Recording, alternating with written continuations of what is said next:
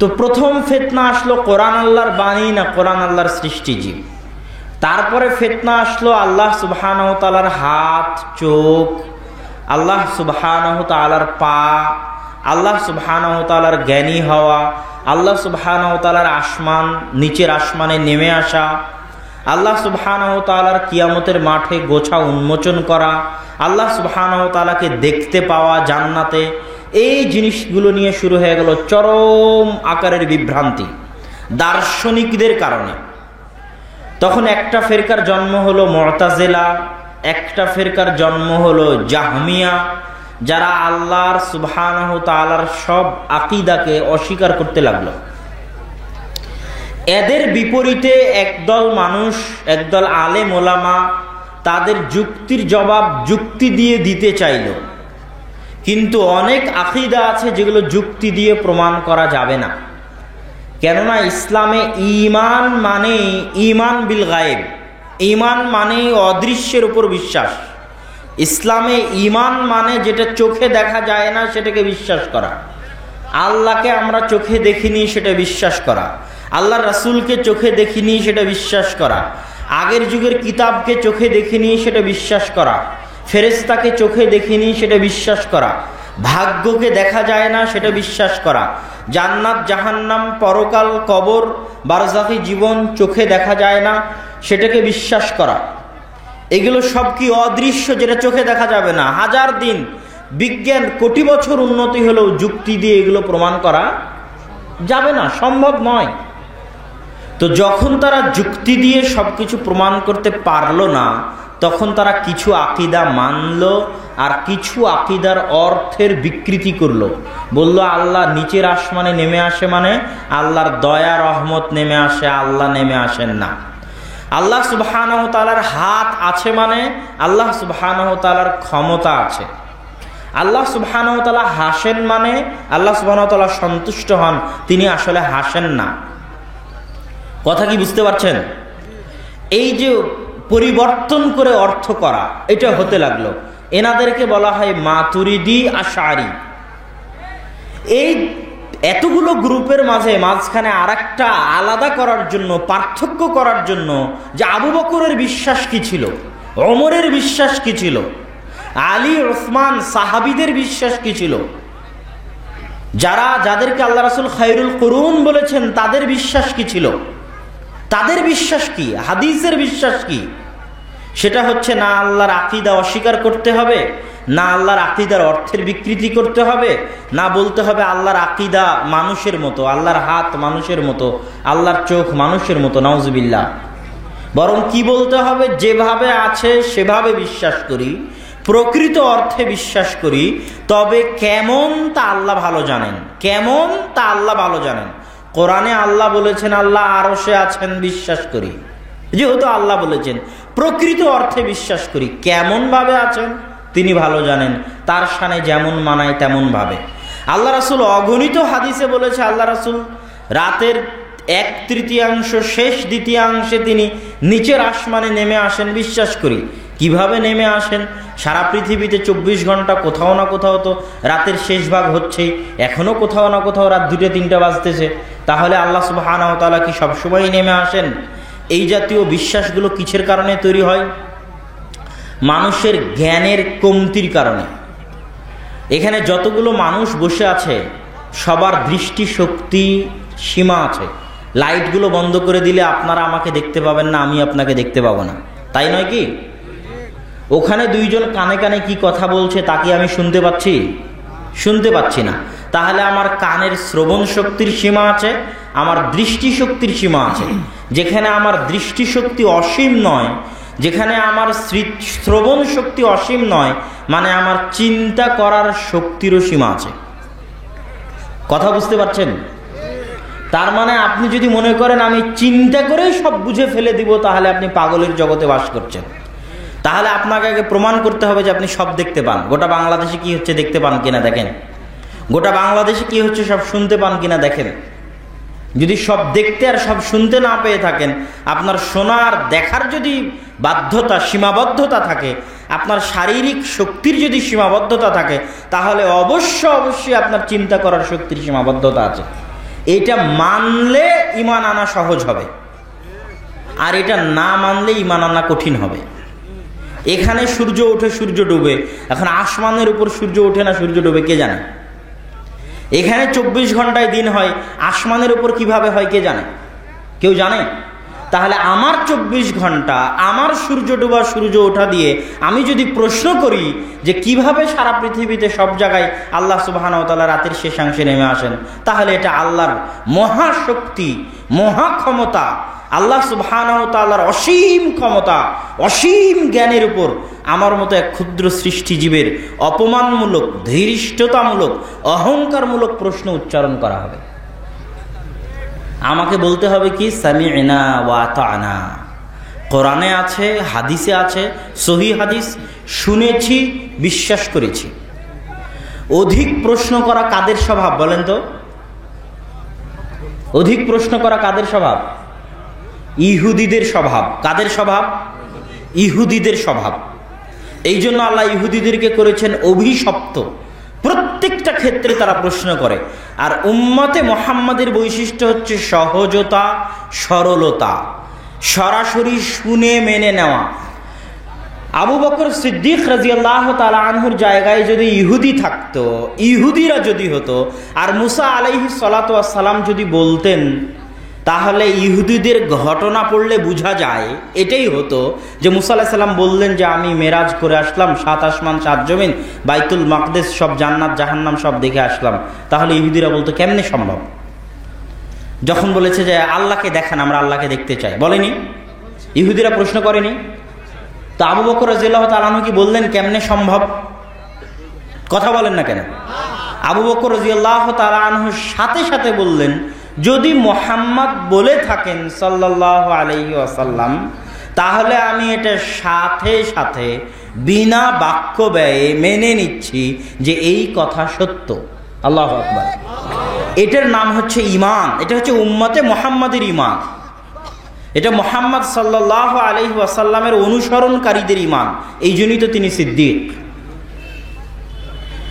তারপরে যুগ যেতে যেতে আরেক দল ফেরকার আবির্ভাব হলো, যারা বলল যে ঈমানের সঙ্গে নিয়ে সমস্যা তৈরি করলো। আমি আহলুস সুন্নাত ওয়াল জামাত কারা এটা দেখাচ্ছি। প্রথমে খারিজি শিয়া চলে গেল, তারপরে জাহমিয়া, মুশাব্বিহা, মুতাজিলা, আশারি, মাতুরিদিয়ারা চলে গেল। এবার ঈমানের সঙ্গে একদল মানুষ বলল যে ঈমান অন্তরে থাকলেই হয়। আমার পর্দা অন্তরে আছে, কে বলেছে মুখ ঢাকতে হবে? বলে না মানুষ? মন ঠিক থাকলেই হলো। এটা আছে না নাই? এটাকে বলা হয় মুরজিআহ। যদি অন্তরে বিশ্বাস করলেই মুমিন হওয়া যায়, তাহলে বাদশাহ হিরাক্লিয়াসও মুমিন, তাহলে আবু তলেবও মুমিন। কেননা বাদশাহ হিরাক্লিয়াস অন্তর দিয়ে বিশ্বাস করত। বুখারীর হাদিস সে স্পষ্টভাবে বলছে যে তোমার কথা যদি সত্য হয়, এই আবু সুফিয়ানকে জিজ্ঞেস করে যে তোমার এই তথ্য যদি সত্য হয়, তাহলে অবশ্যই তিনি সত্য নবী। আর আমার পায়ের নিচে যে মাটি রয়েছে, এই মাটিও একদিন তার অধীনস্থ হবে, তার ক্ষমতাও একদিন এই মাটি দখল করে নিবে। কিন্তু হিরাক্লিয়াস মুমিন নয়। কেন? মুখে বলেনি যে আশহাদু আল্লা ইলাহা ইল্লাল্লাহ ওয়া আশহাদু আন্না মুহাম্মাদুর রাসূলুল্লাহ। মুখে বলতে হবে। আবু তালেব তো চাচা, আজীবন ভাতিজাকে মানুষ করেছেন। উনি স্পষ্ট জানেন যে মুহাম্মদ সাল্লাল্লাহু আলাইহি ওয়াসাল্লাম সত্যিকার নবী, কিন্তু মুখে স্বীকার করেননি। ঠিক আমলে বাস্তবায়ন না করলেও বা শুধু অন্তরে বিশ্বাস করলেই যদি মুমিন হওয়া যায়, তাহলে ইবলিসও মুমিন। কেন? ইবলিসের চাইতে ভালো কেউ জানে না আল্লাহর অস্তিত্ব সম্পর্কে, আল্লাহর ক্ষমতা সম্পর্কে। তার মানে ইবলিস জানে, বুঝে, জ্ঞান আছে, তারপরেও অস্বীকার করেছে, মানেনি। তাহলে শুধু জানলে, বুঝলে আর বিশ্বাস করলে মুমিন হয়ে যাবে, এ কথা ভুল। ঠিক তেমনি আমল যেমন করতে হবে, মুখের স্বীকৃতি যেমন দিতে হবে, তেমন এ কথাও ভুল যে কারো আমল যদি কমে যায় তাহলে সে কাফের। একদল মানুষ আছে যারা বলবে উমুকের আমল কমে গেছে, ও কাফের হয়ে গেছে। যাত্রা মঞ্চ দিয়ে গানের আয়োজন করতেছে, কাফের হয়ে গেছে। বিচারপতি সঠিকভাবে বিচার করতেছে না, সে কাফের হয়ে গেছে। সরকার এটা করতেছে, তাগুত, কাফের হয়ে গেছে। আমল কমে যাওয়া মানে কাফের হয়ে যাওয়া, এটাও ভুল। আমল কমে যাওয়া মানে ঈমান কমে যাওয়া। কি কমে যাওয়া? এখনো মুমিন আছে কিন্তু ঈমান কি হয়েছে? কমে গেছে। আর আমল বেশি হওয়া মানে ঈমান বেড়ে যাওয়া। এটাই হচ্ছে আহলুস সুন্নাত ওয়াল জামাতের আকীদা। এই ভ্রান্ত আকীদাগুলোকে পাশ কাটিয়ে মাঝের এই আকীদাটা হচ্ছে আহলুস সুন্নাত ওয়াল জামাতের আকীদা। আমল কমা মানে ঈমান কমে যাওয়া, আমল বাড়া মানে ঈমান বেড়ে যাওয়া। যতক্ষণ প্রকাশ্য কুফরি না আসতেছে ততক্ষণ কাফের হবে না। যেমন একটা উদাহরণ দিই আপনাকে। যেমন এখন বাংলাদেশে ভাস্কর্য নির্মাণ চলতেছে, ইসলামী শরীয়তে এর কোনো বৈধতার কোনো রাস্তা নাই, এ কথাই সত্য। এবং সরকারকে নসিহাত করতে হবে, এই কথাও সত্য। কিন্তু এইটার কারণে সরকার কাফের কিনা তখন আপনাকে দেখতে হবে যে এটা প্রকাশ্য কুফরি কেমনে বুঝবেন। যদি সরকার এসে বলে, সরকারি লোকজন বলে বা সরকার বিবৃতি দিয়ে বলে আমরা জানি ভাস্কর্য তৈরি করা শিরিক কিন্তু আমরা মানি না, মানব না, কথা বুঝতে পারছেন? তাহলে তখন কাফের, প্রকাশ্য কুফরি। কিন্তু দেখবেন যে সরকারের যারা লোকজন আছে, মন্ত্রী পরিষদের লোকজন আছে, তারা বলতেছে যে ভাস্কর্য তৈরি করার পক্ষে, জায়েজের পক্ষে কত দলিল আছে, সব দলিল সরকারের সবার মুখস্থ আছে, কথা বুঝতে পারেননি?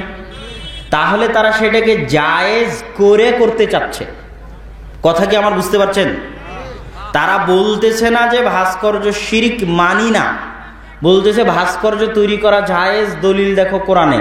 টিভি খুললেই দেখবেন কত দাড়ি টুপিওয়ালা হুজুর আছে যারা ভাস্কর্য জায়েজের পক্ষে ফতোয়া দিচ্ছে, আছে না? এবং এমনও আছে যে বলতেছে আমি ঘরে বসে আলেম হয়ে গেছি, আমি তোমাদের চেয়ে বেশি বুঝি। কেউ তাহাজ্জুদের সালাতও আদায় করে। তারা সবাই ফতোয়া দিচ্ছে যে ভাস্কর্য জায়েজ। তাহলে কি বলতে হবে? ফাসিক মুমিন, মানে কাফের হয়ে যায়নি। এই সুযোগ আমাদের নাই যে কেউ কোনো কবিরা গুনাহ করলো আর আমি তাকে যাচাই বাছাই না করেই তাকে কাফের বলবো। তাকে দুটো জিজ্ঞাসা করতে হবে কবিরা গুনাহ করার পর, দুটো জিজ্ঞাসা, আপনি কি জানেন? যদি বলে না জানি না, তাহলে কাফের হবে না। আপনি কি জানেন সালাত আদায় করা ফরজ, আপনি যে সালাত আদায় করছেন না? তো বলে না আসলে আমি তো জানি না যে এভাবে। আচ্ছা ঠিক আছে, তাহলে কাফের হবে না। আচ্ছা আপনি জানেন সালাত আদায় করা ফরজ? হ্যাঁ আমি জানি, করছেন না কেন? এবার যদি তার কাছে তাবিল থাকে, এটাকে আরবিতে বলা হয় তাবিল, যে আসলে করার তো চেষ্টা করি কিন্তু এই কারণে করতে পারি না।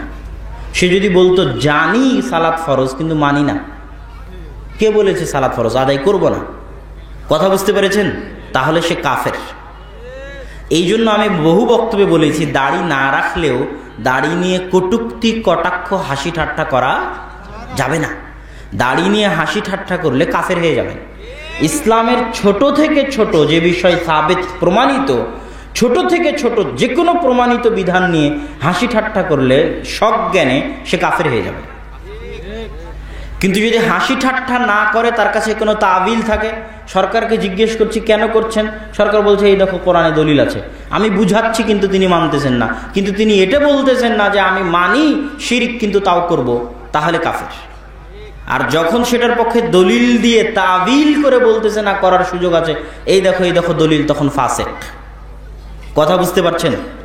এই জায়গায় খারিজি এবং আহলুস সুন্নাত ওয়াল জামাতের আকীদার পার্থক্য, মুরজিয়া এবং আহলুস সুন্নাত ওয়াল জামাতের আকীদার পার্থক্য। এবার আরো সামনে যাই, তাহলে ঈমানের সঙ্গে আহলুস সুন্নাত ওয়াল জামাত হচ্ছে মনে বিশ্বাস করতে হবে, শুধু মনে বিশ্বাস করলে হবে না, কথা দিয়ে স্বীকার করতে হবে, শুধু স্বীকার করলে হবে না, কাজে বাস্তবায়ন করতে হবে।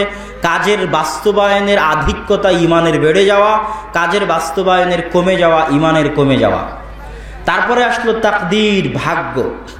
ভাগ্য নিয়ে মানুষ দুই ভাগে বিভক্ত হয়ে গেল। একদল মানুষ সম্পূর্ণরূপে ভাগ্যকে অস্বীকার করে বসলো। আজকের যুগে এই ফেরকার সদস্য বেশি। কোনো আন্তর্জাতিক খেলা শেষ করে যদি ক্যাপ্টেনকে জিজ্ঞেস করা হয় আপনি আজ হারলেন কেন, ক্যাপ্টেন যদি বলে ভাগ্যের দোষে হেরেছি, তাহলে এটাকে আন্তর্জাতিক মিডিয়ায় হাসি ঠাট্টার বস্তুতে পরিণত করা হবে। যে আধুনিক যুগেও সে ভাগ্যকে স্বীকার করে, কথা বুঝতে পারছেন? তো এই মতের অনুসারী বেশি যে আমি যা করব তাই, এখানে ভাগ্য বলে কিছু নাই। সব কিছুর ক্ষমতাধর, সব কিছুর মালিক আমি, এটাও বাতিল। আবার আরেক দল মানুষ আছে যারা বলবো আমি কিছুই করতে পারি না, সব আল্লাহই করায়, আমার এখানে কোনো ক্ষমতা নাই। আমি যদি চুরি করি তো আল্লাহও করায়, আমি যদি কাউকে হত্যা করি তো আল্লাহও করায়, জেনা করলেও আল্লাহও করায়, নাউজুবিল্লাহ। কথা বুঝতে পারছেন?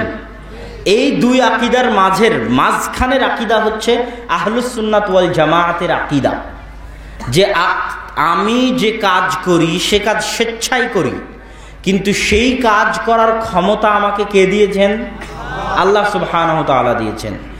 আমার চেষ্টা সফলতা পর্যন্ত পৌঁছবে না এটা আমার ভাগ্য নির্ধারণ করবে, আমার তাকদীর নির্ধারণ করবে। আর আল্লাহ সুবহানাহু ওয়া তাআলার জ্ঞানই হচ্ছে তাকদীর। মানুষ কোনো কাজ বাধ্য হয়ে করে না, স্বেচ্ছায় করে, কিন্তু ওটা যে করবে এটা আল্লাহ আগে থেকে জানেন। আল্লাহর এই জ্ঞানটাই তাকদীর। মানুষ যে করবে এটা আল্লাহ আগে থেকে জানেন, আল্লাহর এই জ্ঞানই তাকদীর। আল্লাহ সুবহানাহু ওয়া তাআলা তার এই জ্ঞানটাকে কলম দিয়ে লিপিবদ্ধ করেছেন।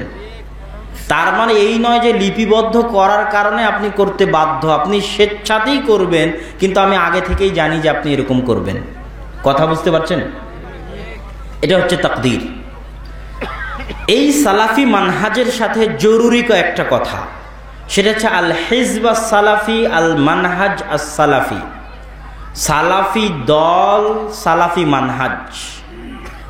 এই জায়গায় জামাতবদ্ধ জীবনযাপন সংক্রান্ত বহু হাদিসের বিকৃতি ঘটানো হয়েছে, বহু হাদিসের।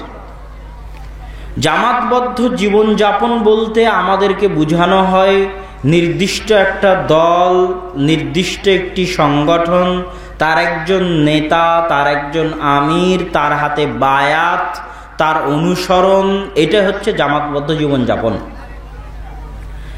এবং সেখান থেকে কেউ বের হয়ে গেলে, সে জামাত থেকে বের হয়ে গেল, হত্যাযোগ্য অপরাধী হয়ে গেল, সে ইসলাম থেকে খারিজ হয়ে গেল, এরকম চরম অপরাধী হয়ে গেল, এটা মনে করা হয়। এটা হচ্ছে চরম ভ্রান্ত আকীদা। এটা হচ্ছে ইসলাহ আহলিল হাদিস, আহলে হাদিসদের সংশোধনের জন্য বলতেছি। এটা সালাফি মানহাজের আকীদার সম্পূর্ণ বিপরীত। জামাতবদ্ধ জীবনযাপন মানে দুইটা জিনিস।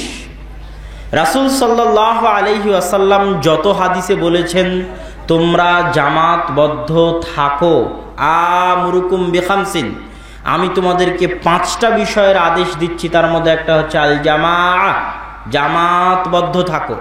রাসূল সাল্লাল্লাহু আলাইহি ওয়াসাল্লাম বলেছেন কেউ যদি জামাতবদ্ধ না থাকে, জামাত থেকে বের হয়ে যায় 1 বিঘত পরিমাণ, তাহলে তার কাঁধ থেকে ইসলাম খুলে পড়ে যাবে। এটা আল্লাহ রাসূলের হাদিস। রাসূল সাল্লাল্লাহু আলাইহি ওয়াসাল্লাম বলেছেন মুসলমানকে হত্যা করা হারাম, মুসলমানের রক্ত, ধন সম্পদ, ইজ্জত হারাম। ইজ্জত হারাম এটা কি বুঝেন? সম্মান হারাম, এই কথাটা মানুষ বুঝে না।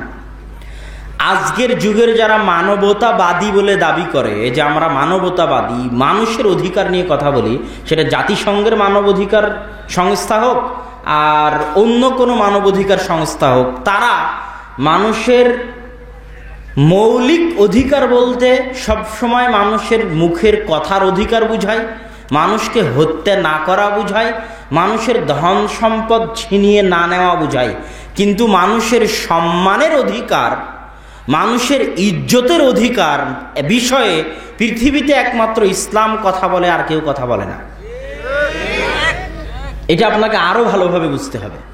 তারা বলছে আপনি আপনার মানব অধিকার নিয়ে কথা বলছি মানে আপনি কথা বলার স্বাধীনতা আছে, কথা বলার স্বাধীনতা আছে, কিন্তু আর একজনের যে সম্মানের অধিকার আছে, সম্মানের স্বাধীনতা আছে, সেটাকে দিবে।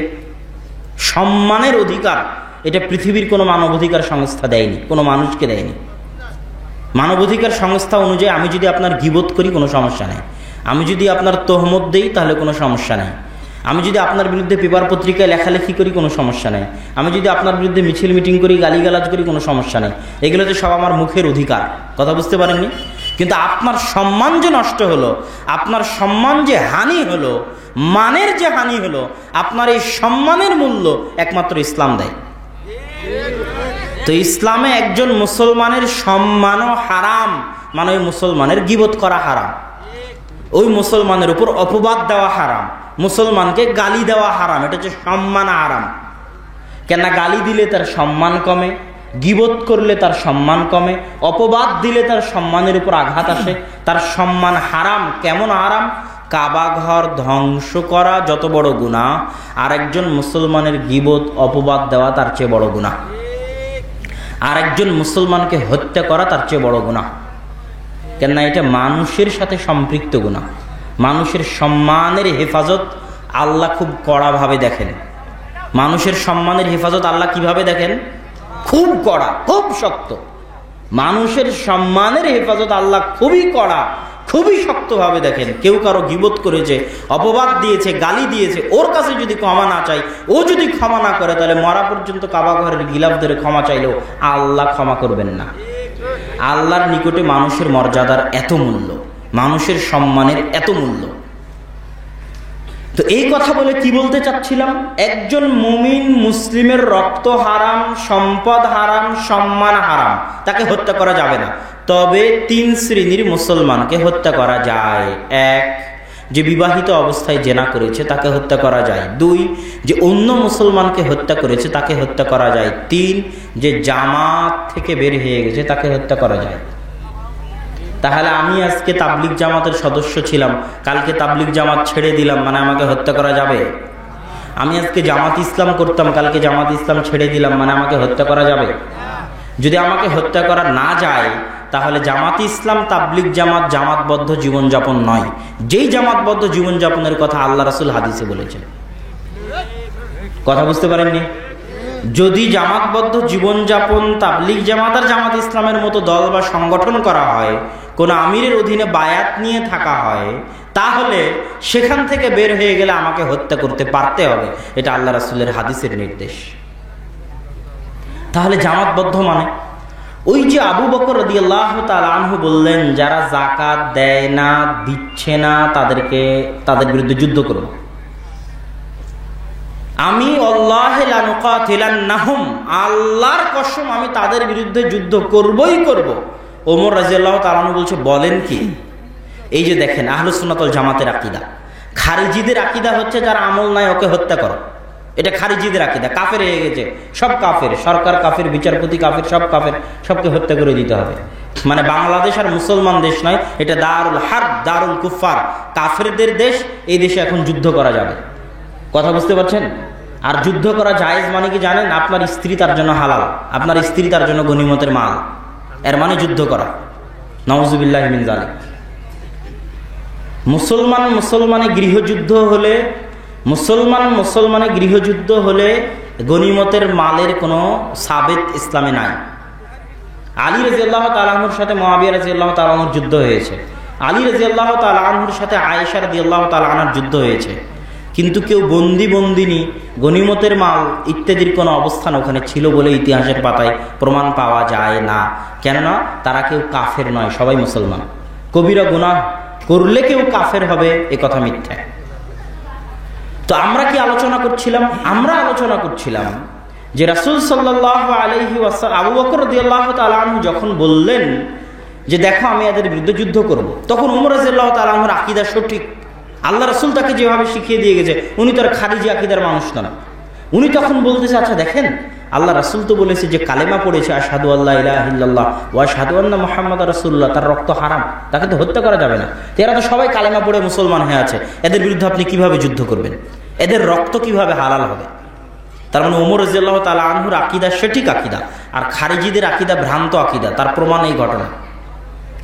তখন আবু বকর রাদিয়াল্লাহু তাআলা আনহু বলছে, শোনো আমি তো যুদ্ধ করবই, লাউ মানাউনি ইকালান ইউআদ্দুনাহু ইলা রাসূলিল্লাহ।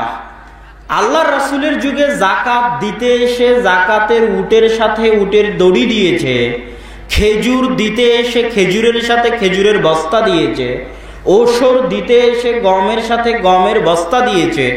আমার যুগে যদি গম দেয় বস্তা না দেয়, খেজুর দেয় বস্তা না দেয়, গরু উট দেয় গরু উটের দড়ি না দেয়, তাহলে আমি আবু বকর ওই দড়ি ওই বস্তা আদায় করার জন্য যুদ্ধ করব।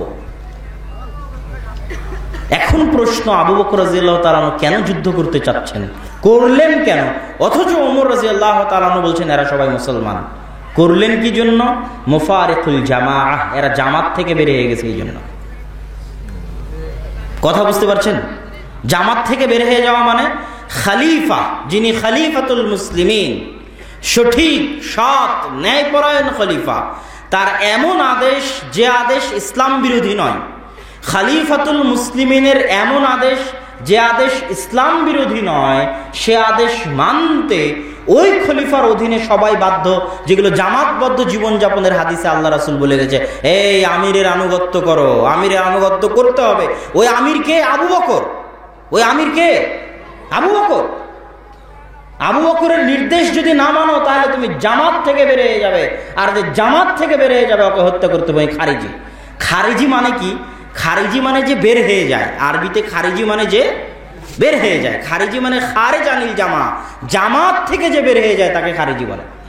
খলিফার বিরুদ্ধে যে বিদ্রোহ করে সে খারিজি, ও জামাত থেকে বের হয়ে গেছে। খলিফা বলছে জাকাত আমার কাছে দিতে হবে, ও জাকাত দিতে চাচ্ছে না, ও এখনো মুমিন আছে কিন্তু খারিজি হয়ে গেছে, ওর বিরুদ্ধে যুদ্ধ করতে হবে। মানে একটা জিনিস মনে রাখবেন, হত্যা করা মানে কাফের হয়ে যাওয়া নয়। হত্যা করা মানে, কথা বলেন না কেন, হত্যা করা মানে কাফের হয়ে যাওয়া নয়। যে কিসাস, একজন মুসলমান আর একজন মুসলমানকে হত্যা করেছে, এখন তাকেও হত্যা করতে হবে না? তো সে কি এখন কাফের হয়ে গেছে? আল্লাহ রাসূলের যুগে ইমরা আল গামিদিয়া, গামিদি গোত্রের একজন মহিলা আসলো, বিবাহিত অবস্থায় জেনা করেছে, তাকে রজম মেরে হত্যা করা হলো, তো কি কাফের হয়ে গেছে? ওর তো জানাজার সালাত আদায় করা হলো। আল্লাহ রাসূল বলছেন এরকম তওবা যদি মদিনার পুরো মানুষ করে, আল্লাহ তাদের তওবা ক্ষমা করে দিবেন, কবুল করে নেবেন। তার মানে হত্যা করা মানে কাফের হয়ে যাওয়া নয়। তাহলে মুসলমানের রক্ত হারাম, কিন্তু 3 অবস্থায় হালাল। কিন্তু ওই 3 অবস্থায় হালাল মানে কাফের হয়ে গেছে তা নয়। এরা আমার দরবারে জাকাত দিতে আসতেছেন, এরা কাফের হয়ে গেছে এই জন্য যুদ্ধ করতেছি না, এরা তো জামাত থেকে বের হয়ে গেছে। আমি তো খলিফা, আল্লাহ রাসূল আমিরের আনুগত্য করতে বলেছে, জামাতের সাথে থাকতে বলেছে। এই জামাত তো সেই জামাত, ওই আমির তো আমি আমির। কথা বুঝতে পেরেছেন? তাহলে ওই আমিরের যত হাদিস, জামাতবদ্ধ জীবনযাপনের যত হাদিস, সব হচ্ছে খলিফার সাথে। আর একটা কোথায় ডক্টর আব্দুল্লাহ জাহাঙ্গীর রাহিমাহুল্লাহ এই ব্যাখ্যাটা করেছেন তার বিভিন্ন বইয়ে, আর এটা আমি নিজেও বুঝেছিলাম, আমারও স্বাভাবিক বুঝ এটাই ছিল, কিন্তু আমি দেখি তিনিও করেছেন তার বই পুস্তকে এই ব্যাখ্যা। তিনি বলছেন জামাতবদ্ধ থাকা মানে 5 ওয়াক্ত সালাতে মসজিদের সাথে, মসজিদ ভিত্তিক যে সমাজ, সেই সমাজের সাথে থেকে, ওই মসজিদের সাথে সম্পৃক্ত থেকে জীবনযাপন করার নাম জামাতবদ্ধ জীবনযাপন করা। যে মুসলমানের সম্পর্ক মসজিদের সাথে নাই, সে মুসলমান জামাতের সাথে নাই। কথা আবার বুঝেন, যেই মুসলমানের সম্পর্ক মসজিদের সাথে নাই, ওই মুসলমান জামাত থেকে বের হয়ে গেছে। কোন মুসলমান মসজিদের সাথে সম্পর্ক ছাড়া থাকতে পারবে না। আব্দুল্লাহ জাহাঙ্গীর রাহিমাহুল্লাহ লিখছেন, আর আমিও এটাই বুঝেছি। কোথায় থেকে বুঝেছি সেই হাদিসটা বলি আপনাকে। রাসূল সাল্লাল্লাহু আলাইহি ওয়াসাল্লাম বলছেন, মা মিন কারিয়াতিন, এমন কোন গ্রাম নেই যেই গ্রামে 3 জন মানুষ বসবাস করে, ইল্লা আন তুকামা ফীহি সালাহ, আর ওই গ্রামে তারা জামাতবদ্ধ হয়ে সালাত আদায় করে না। একটা গ্রামে মাত্র 3 জন মুসলমান বসবাস করে, আর 3 জন মুসলমান আজান দিয়ে, একামাত দিয়ে জামাতবদ্ধ সালাত আদায় করে না, ইস্তাহওয়াদা আলাইহিমুশ শাইতান, তাদের উপর শয়তান আক্রমণ করবে। কেননা পালবিহীন ভেড়ার উপর বাঘ যেভাবে আক্রমণ করে, জামাতবিহীন মানুষের উপর শয়তান সেভাবে আক্রমণ করে। এখানে আল্লাহ রাসূল জামাত শব্দ ব্যবহার করেছেন। কি শব্দ ব্যবহার করেছেন? জামাত।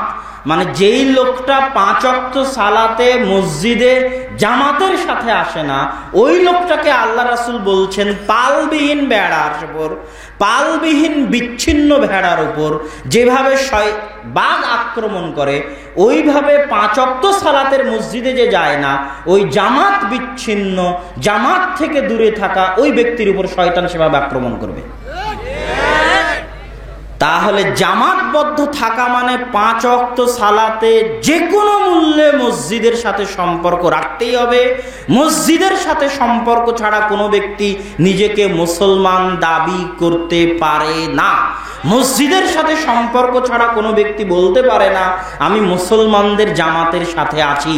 যেখানে যে আছে, যেভাবে আছে, পৃথিবীর যে প্রান্তে যেখানে মুসলমান আছে, 3 জন যদি একত্রিত হয়, যেখানে যে প্রান্তে আছে, America, London, Kuwait, Canada, Bahrain, আফ্রিকার জঙ্গল, আটলান্টিক মহাসাগর, জাহাজের উপর, জাহাজের বাহিরে, বাড়িতে, ঘরে, যেখানে যেভাবে মুসলমান আছে, সেখানে সেই মুসলমান যদি 3 জন হয়, তাহলে সে জামাত কায়েম করবে আজান দিয়ে, তাহলে সে মুসলমানের জামাতের সাথে থাকবে। আর যদি না করে তাহলে সে মুসলমানের জামাতের সাথে নাই, তাহলে সে মুসলমানের জামাতের সাথে নাই। এটা হলো আহলুস সুন্নাত ওয়াল জামাতের আকীদা। তাহলে সালাফি মানহাজ হচ্ছে এইটা। আর সালাফি হিজব, সালাফি দল, তার মানে কি সালাফি দল সালাফি মানহাজ থেকে বহির্গত না, তারাও সালাফি মানহাজের অন্তর্ভুক্ত, কিন্তু এই বাড়াবাড়িগুলো থেকে মুক্ত থাকতে হবে। এই বাড়াবাড়িগুলো, যে আমার সাথে যে থাকলো না সে আমার ভাই নয়, আমার সাথে যে থাকলো না আমি তার সাথে সম্পর্ক ছিন্ন করে দিব, এই বাড়াবাড়িগুলো থেকে দূরে রাখতে হবে। মসজিদ উমুকের তুমুকের এটা না, মসজিদ একমাত্র আল্লাহ সুবহানাহু ওয়া তাআলা। পবিত্র কোরআন এবং সহিহ হাদিস অনুযায়ী দাওয়াতি কাজ হলে মসজিদে দাওয়াতি কাজ করতে দিতে হবে। এবার আসি ভারত উপমহাদেশে আহলুস সুন্নাত ওয়াল জামাত। ভারত উপমহাদেশে কি আহলে হাদিস বা আহলুস সুন্নাত ওয়াল জামাত তারা কি আজকে নতুন? এটা অনেকেই বলে যে তারা আজকে নতুন এসেছে, বলে না যে এই ব্রিটিশ ইহুদি খ্রিস্টানরা তাদের যুগে আহলে হাদিস বা আহলুস সুন্নাত ওয়াল জামাতকে তৈরি করেছে। ভারত উপমহাদেশে আহলুস সুন্নাত ওয়াল জামাত বা সালাফি মানহাজের অনুসারীদের একটা আলাদা ইতিহাস আছে, ব্যতিক্রম ইতিহাস আছে। এই ইতিহাসকে আমরা 3 ভাগে ভাগ করতে পারি। এক, ভারত উপমহাদেশের আহলুস সুন্নাত ওয়াল জামাতের দেশ স্বাধীনে অবদান, আহলুস সুন্নাত ওয়াল জামাতের ইলমে দার্স তাদরিসি ধারায় অবদান, আহলুস সুন্নাত ওয়াল জামাতের রাজনীতিতে অবদান। এই দেশের ভারত, পাকিস্তান, বাংলাদেশের জেহাদে দেশ স্বাধীনে অবদান মানে আজকের ভারত, আজকের পাকিস্তান, আজকের বাংলাদেশের আসল স্বাধীনতা মূলত 1947 সাল। কোন সাল? 1947। ওটাই আসল স্বাধীনতা। তখনই বাংলাদেশ ভারত থেকে আলাদা হয়েছিল। ওই 1947 সালের স্বাধীনতা আনার পিছনে সবচেয়ে বড় অবদান, যাদের নিকট থেকে স্বাধীনতা নেওয়া হয়েছে তারা ব্রিটিশ। তারা কারা? ব্রিটিশ। ওই ব্রিটিশরা যখন মুসলমানদের পতন ঘটায় 600-650 বছরের শাসন আমলের, তখন ওই ব্রিটিশদের বিরুদ্ধে সর্বপ্রথম যারা জিহাদ ঘোষণা করেছিলেন তারা ছিল আহলুস সুন্নাত ওয়াল জামাতের অনুসারী, আহলুল হাদিস। মাওলানা শাহ ইসমাইল শহীদ, যার লেখা তাকবিয়াতুল ঈমান, তাযকিরুল ইখওয়ান, এই বইগুলোর মধ্যে তিনি সেই যুগে তাওহীদের ওপর এত চমৎকার বই হতে পারে, যেটা আরবিতে রিসালাতুত তাওহীদ নামে অনুবাদ হয়েছে, এটা ভারত উপমহাদেশে বসে কল্পনা করা সম্ভব নয়। সেই বইয়ে তিনি তাকলিদের বিরুদ্ধে বলেছেন, রাফুল এদাইনের কথা বলেছেন, 12 তাকবীরে সালাতের কথা বলেছেন, এগুলো সব বলেছেন। তিনি 25,000 হাদিসের হাফেজ ছিলেন এবং তিনি বালাকোটে 31শে মে তিনি শুক্রবারের দিন তিনি ইন্তেকাল করেন। এবং তিনি এবং সৈয়দ আহমদ ব্রেলভি তারা ছিলেন ব্রিটিশ বিরোধী আন্দোলনের মূল কর্ণধার, এবং তাদের পরবর্তীতে এই ধারা চলতে থেকেছে। সেই ধারার বদৌলতেই পরবর্তীতে দেশের স্বাধীনতা এসেছে, সেটা ভারতের স্বাধীনতা হোক, পাকিস্তানের স্বাধীনতা হোক, বাংলাদেশের স্বাধীনতা হোক। ভারত উপমহাদেশের আর একটা ধারা ইলমি ধারা, মিয়া নাদির হুসাইন দেহলভি, এনার চারজন মহান ছাত্র, একজন মাওলানা শামসুল হক আজিমাবাদী, একজন মাওলানা আব্দুর রহমান আল মুবারকপুরি, একজন মাওলানা সানাউল্লাহ অমৃতসরী, আর একজন মাওলানা আবদুল্লাহ গাজীপুরি। গাজীপুর নামে উত্তরপ্রদেশে একটা জেলা আছে। এই 4 জন মহান শাগরেদ সারা ভারত উপমহাদেশে আহলে হাদিস মানহাজ প্রচারে যাদের সবচেয়ে বড় অবদান আছেন তারা এই 4 জন। আর এই চারজনের শিক্ষক হচ্ছেন শাইখুল কুল ফিলকুল মিয়া নাজির হোসাইন দেহলভী। আর পুরো পাক ভারত বাংলাদেশে হাদিসের এমন কোনো সানাদ নাই, খুব কম সানাদ আছে যেই সানাদ মিয়া নাজির হোসাইন দেহলভী বা শাহ ওলিউল্লাহ মুহাদ্দিস দেহলভী হয়ে রাসূল সাল্লাল্লাহু আলাইহি ওয়াসাল্লাম পর্যন্ত পৌঁছেনি। খুবই কম সানাদ এরকম আছে। এই চারজনের কি অবদান? সারা পৃথিবীতে শ্রেষ্ঠ তিরমিজির আরবিতে ব্যাখ্যাকার লিখেছেন আব্দুর রহমান মোবারকপুরী। সারা পৃথিবীতে শ্রেষ্ঠ আবু দাউদের আরবিতে ব্যাখ্যা লিখেছেন শামসুল হক আজিমাবাদী। গায়াতুল মাকসুদ 32 খণ্ড, পাকিস্তান থেকে 2-3 খণ্ড প্রকাশ হয়েছে। আর সংক্ষিপ্ত হচ্ছে আউনুল মাহবুদ, যেটা পুরোটাই প্রকাশিত। সানাউল্লাহ অমৃতসরী এমন এক ব্যক্তিত্ব না আসে যে আমরাই মনে হয় প্রথম এদেশে সহিহ আকীদার দাওয়াত দিচ্ছি, আগে সব ভুল ছিল, জাহেল ছিল, পাগল ছিল, মূর্খ ছিল। এই অহংকার যেন আমাদের মধ্যে না আসে। আহলে হাদিসদের একটা সমস্যা হচ্ছে তারা নিজেদের ইতিহাস জানে না, ইতিহাস জানতে চায় না, বুঝতে চায় না। এটা আহলে হাদিস মাদ্রাসার ছাত্র, খুব কম আহলে হাদিস মাদ্রাসার ছাত্র আছে যারা মিয়া নাজির হোসেন দেহলভীর নাম জানে, যারা মাওলানা শামসুল হক আজিমাবাদীর ইতিহাস জানে, আব্দুর রহমান মুবারকপুরীর ইতিহাস জানে, সানাউল্লাহ অমৃতসরীর ইতিহাস জানে। তাদের বই পুস্তকও কেউ বাংলায় অনুবাদ করে না। এখন বাংলায় সব বিভিন্ন আরব দেশের শায়েখদের বই পুস্তকই বেশি অনুবাদ হয়, কিন্তু উর্দু বিভিন্ন বই পুস্তক অনুবাদ হওয়ার সংখ্যা অনেক কম। কিন্তু কি জন্য অনুবাদ হতে হবে? ইতিহাস ধরে রাখার জন্য। কেননা ভারত উপমহাদেশের আহলে হাদিসদের সবচেয়ে যেটা বড় অবদান সেটা হচ্ছে ফিকহি মাযহাবের ক্ষেত্রে উদারতা। ফিকহি মাযহাবের ক্ষেত্রে উদারতা আরবের আলেম ওলামাও ভারতের আহলে হাদিস আলেমদের কাছ থেকে শিখেছে। ফিকহি মাযহাবে যে উদার হতে হবে, হাম্বলি হয়ে থাকা যাবে না বা হানাফি হয়ে থাকা যাবে না, বরং তাকলিদ মুক্ত হয়ে স্বাধীনভাবে চিন্তা করতে হবে, এটা আগে থেকেই ছিল। তবে এই যুগের আরবের আলেম ওলামারা এটা শিখেছেন ভারত উপমহাদেশের আহলে হাদিস আলেম ওলামাদের বই থেকে, যেটা নাসিরউদ্দিন আলবানী রাহিমাহুল্লাহ স্বীকৃতি দিয়ে গেছে। নাসিরউদ্দিন আলবানী রাহিমাহুল্লাহ নিজেও তার ফিকহি উদারতা ভারত উপমহাদেশের আহলে হাদিস আলেম ওলামাদের কাছ থেকে শিখেছেন। সুতরাং আমাদের নিজস্ব ইতিহাসকে ছোট করে দেখার সুযোগ নেই, বরং এই ইতিহাস চর্চা হতে হবে, ধারণ করতে হবে, শিখতে হবে, জানতে হবে, জানাতে হবে। এবং আমাদের সালাফে সালেহিনদের অবহেলা করে দেখার সুযোগ নেই। আল্লাহ সুবহানাহু ওয়া তাআলা আমাদেরকে সেই তৌফিক দান করুক, আল্লাহুম্মা আমিন। বক্তব্যের শেষে তরুণ এবং যুবক ভাইদের উদ্দেশ্যে যে সংক্ষিপ্ত কথা বলতে চাচ্ছিলাম, সেই সংক্ষিপ্ত কথার মূল কথা হচ্ছে, কয়েকটা বাক্যে শেষ করে দেব। এক, আল্লাহ সুবহানাহু ওয়া তাআলা আমাদেরকে অনর্থক সৃষ্টি করেননি। আল্লাহ সুবহানাহু ওয়া তাআলা আমাদেরকে অনর্থক খেলতামাশা সৃষ্টি করেননি। আমাদের সৃষ্টির পিছনে উদ্দেশ্য আছে। দুই, আমাদের সময়ের মূল্য আছে। কেন? আমাদের জীবনটাই হচ্ছে আমাদের সময়, আমাদের জীবনটাই, আমাদের সময়টাই আমাদের জীবন। আমরা কেউ এই আকালু টাঙ্গাইলে বসবাস করি, বগুড়ায় বসবাস করি, এটা হাকিকি বসবাস নয়। হাকিকি প্রকৃত বসবাস সময়ের মধ্যে বসবাস। এই আকাউলো টাঙ্গাইলে 100 বছর আগেও কেউ ছিল, 100 বছর পরেও কেউ আসবে। তাহলে এই জমিনে থাকাটা প্রকৃত থাকা নয়। এই জমিনের মধ্যে যে রাত দিন হচ্ছে, সূর্য উঠছে ডুবছে, এর মধ্যে যে সময়টা যাচ্ছে, এই সময়ের মধ্যে বসবাস মূলত আসল বসবাস। আপনি জন্ম নিয়েছেন, মৃত্যুবরণ করবেন, এই সময়টা আপনার আসল জীবন। তাহলে অনর্থক সৃষ্টি করেননি, সময়কে অবমূল্যায়ন করা যাবে না। এই সময়ের হিসাব আল্লাহ কিয়ামতের মাঠে নেবেন। 3 নাম্বার, মানুষ মেশিনের মতো। মানুষকে আল্লাহ সুবহানাহু ওয়া তাআলা কাজের জন্য সৃষ্টি করেছেন। এই মাইক যদি কাজ না করে, মাইককে ফেলে দিতে হবে। মোবাইল যদি কাজ না করে, ডাস্টবিনে ফেলে দিতে হবে। ওই ক্যামেরা যদি কাজ না করে, সংশোধন না হয়, ঠিক না হয়, ফেলে দিতে হবে। লাইট যদি নষ্ট হয়, ঠিক না হয়, কাজ না করে, ফেলে দিতে হবে। ঠিক মানুষও তেমন। প্রত্যেকটা মানুষকে জিজ্ঞেস করা উচিত, আমি আজ সারাদিনে কি করেছি। একটা মেশিন আজকে সারাদিনে 100টা মাল সাপ্লাই দিয়েছে, আমি কি সাপ্লাই দিয়েছি আজকে, আমার প্রোডাক্ট কি। একটা মানুষ রিক্সা চালায়, সে আজ 10 কিলো 15-20 কিলোমিটার রিক্সা চালিয়েছে, 100 টাকা উপার্জন করেছে, এটা তার আজকের প্রোডাক্ট, পণ্য, যেটা সে আজকে দিল, তার পরিবারকে দিল, দেশকে দিল, জাতিকে দিল, নিজেকে দিল। একটা ছেলে 10 পৃষ্ঠা বই পড়েছে, এই 10 পৃষ্ঠা বই পড়ার মাধ্যমে সে তার জ্ঞানকে সমৃদ্ধ করলো, এটা তার নিজেকে সে ইনভেস্ট করলো, এই সময়টা তার নিজের প্রোডাক্ট, নিজের উৎপাদন। কথা বুঝতে পারছেন? আর একটা মিস্ত্রি, একটা লেবার একটা বিল্ডিং তৈরি করলো, একটা প্রাচীর গাঁথলো, 10টা প্রাচীর আজকে দিয়েছে, এটা তার আজকের উৎপাদন, পণ্য। আমি আজকে এসেছি, বক্তব্য দিচ্ছি, এটা আমার উৎপাদন, আমি প্রোডাক্ট দিচ্ছি আপনাদেরকে। এখন একটা ছেলে যে সারাদিন ফ্রি ফায়ার আর পাবজি নিয়ে ব্যস্ত থাকে, সারাদিন ফেসবুকের গেম নিয়ে ব্যস্ত থাকে, সারাদিন মোবাইলের গেম নিয়ে ফেসবুক, ইউটিউব, টুইটার নিয়ে ব্যস্ত থাকে, সে আসলে সারাদিনে কি প্রোডাক্ট দিল? কথা বুঝতে পারছেন কি?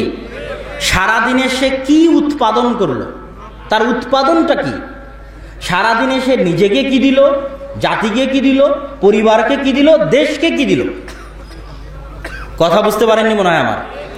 যদি তার কোনো উৎপাদন না থাকে, যদি তার কোনো প্রোডাক্ট না থাকে, তাহলে সে নষ্ট হয়ে যাওয়া মেশিনের মতো, অচল, অথর্ব, নষ্ট হয়ে গেছে, পচে গেছে, গলে গেছে, তাকে ডাস্টবিনে ফেলে দিতে হবে। কথা বুঝতে পারেননি? এই সমাজে সেই বসবাস করতে পারবে যে কিছু উৎপাদন দিতে পারে, কিছু প্রোডাক্ট দিতে পারে, নিজেকে হোক, দেশকে হোক, জাতিকে হোক। আর তার বসবাসের সুযোগ নাই যে কিছু দিতে পারে না, কেননা সে নষ্ট হয়ে গেছে, পচে গেছে, অচল হয়ে গেছে, অকেজো হয়ে গেছে, অথর্ব হয়ে গেছে। তার এই সমাজে বসবাস করার সুযোগ নাই। আর এই সমস্ত যুবকের কারণেই জাতির আজকের এই অধঃপতন। আমি বহু বক্তব্যে বলেছি যে পদ্মা ব্রিজ আমাদের টাকা দিয়ে হয়েছে, এটা আমাদের গর্বের নয়। পদ্মা ব্রিজ বানাতে আমাদের কয়টা ইঞ্জিনিয়ার কাজ করেছে, এটা হচ্ছে গর্বের। যদি পদ্মা ব্রিজ বানাতে সব বাঙালি বাংলাদেশের লেবার হিসেবে কাজ করে আর ইঞ্জিনিয়ার হয় বিদেশের, তাহলে এটা পরাধীনতা, এটা দাসত্ব। এটাকে বলা হয় কর্পোরেট দাসত্ব। কি দাসত্ব? কর্পোরেট। ইস্ট ইন্ডিয়া কোম্পানি যখন আসছিল তখন তারা কর্পোরেট দাসত্ব তৈরি করেছিল। যেমন মীরের সরাই অর্থনৈতিক অঞ্চলে বিশাল এরিয়া নিয়ে কার্যক্রম চলতেছে। ওই মীরের সরাই অর্থনৈতিক অঞ্চলে আপনি কর্পোরেট দাস না আপনি কর্পোরেট স্বাধীন, সেটা কিভাবে প্রমাণ হবে? ওই মীরের সরাই পুরো অর্থনৈতিক অঞ্চলে গাড়ির ড্রাইভার হবে বাঙালি। কথা বুঝতে পারছেন? বাথরুম পরিষ্কার করা সুইপার হবে বাঙালি, অফিসের কেরানি হবে বাঙালি, ঝাড়ুদার হবে বাঙালি, দারওয়ান হবে, গার্ড হবে বাঙালি। কথা বুঝতে পেরেছেন? এদেরকে চাকরি দেওয়া হবে, এরা নির্দিষ্ট বেতন পাবে, ঘুমাবে।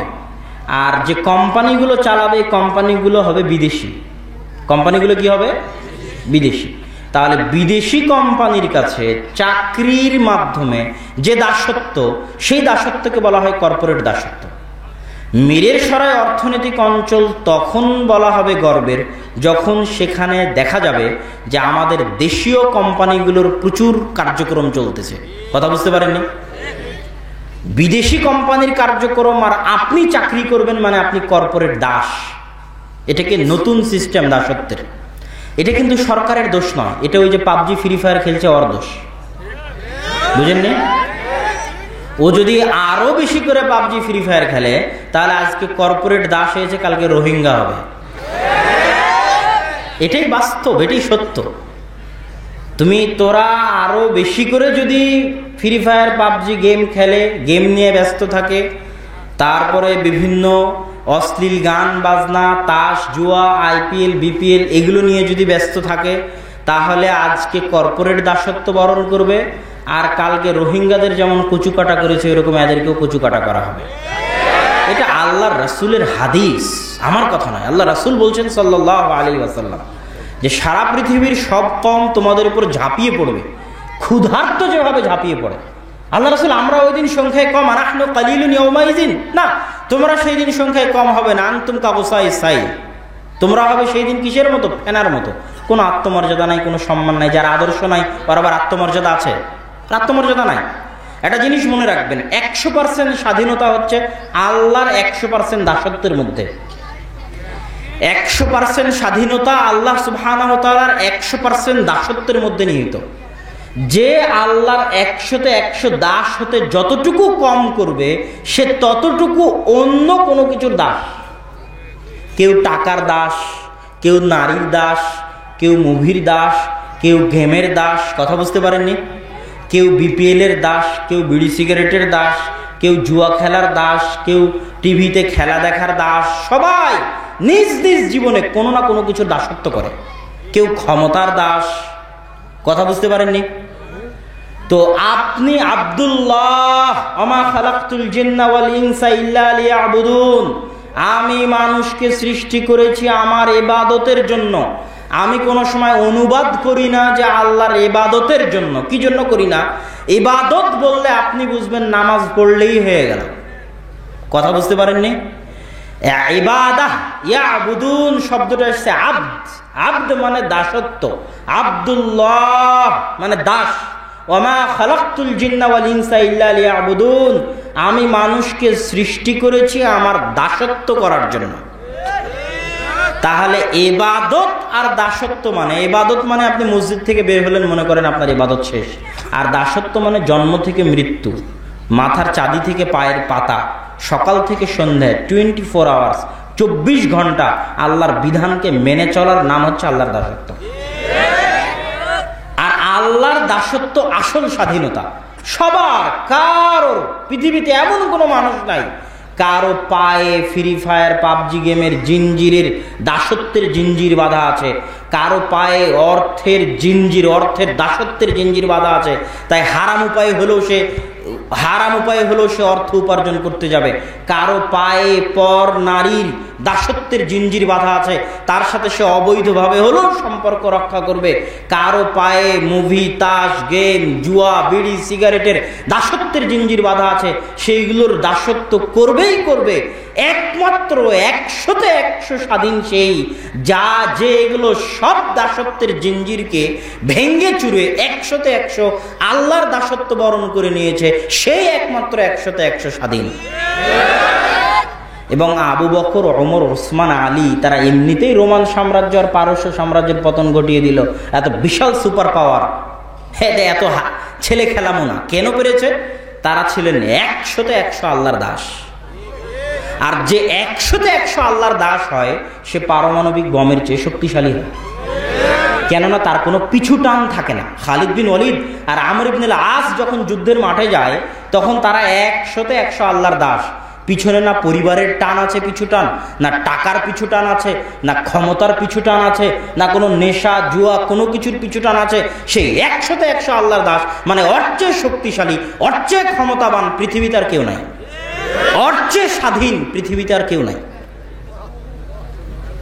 তো আল্লাহ সুবহানাহু ওয়া তাআলা আমাদের যুবক সমাজকে 100তে 100 আল্লাহর দাস হওয়ার, আল্লাহ সুবহানাহু ওয়া তাআলার গোলাম হওয়ার, দেশ ও জাতির উন্নয়ন করার তৌফিক দান করুক। আল্লাহুম্মা আমিন। এই বলে আমি আমার সংক্ষিপ্ত বক্তব্য এখানেই শেষ করছি। ওয়া আখিরু দাওয়ানা আনিল হামদুলিল্লাহি রাব্বিল আলামিন। আসসালামু আলাইকুম ওয়া রাহমাতুল্লাহি ওয়া বারাকাতুহু।